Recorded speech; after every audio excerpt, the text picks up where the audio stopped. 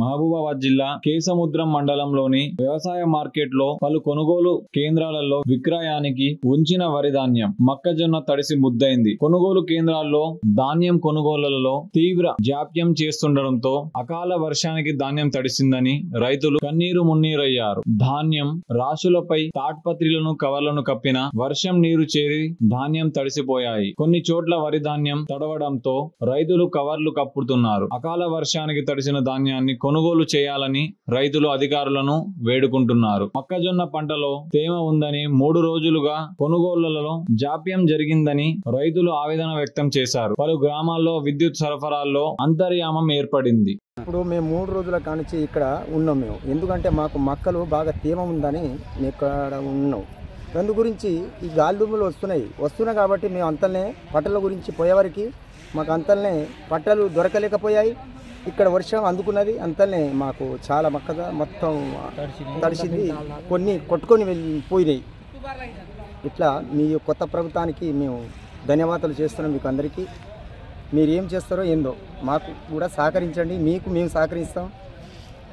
మా యొక్క ఈ పడదల కోసం పోయేవరకు వాన అందుకున్నది. ఈ 3 రోజుల కాడ నుంచి మేము ఇక్కడ బాగా కష్టపడుతున్నాం. ఇక అంతా మాకు అయిన మొత్తం నా చేతికి వచ్చిన దాకా మాకు ఏం రాకుండా అయిపోయింది. కొత్త ప్రభుత్వం మనకు చేయాలి.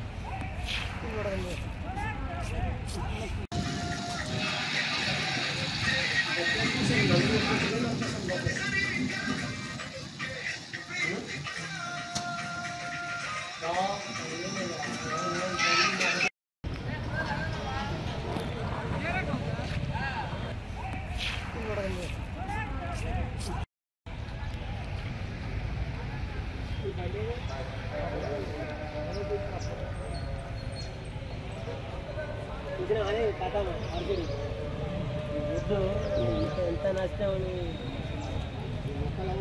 ముద్దు డబ్బాలు తెచ్చిపోతున్నట్టు.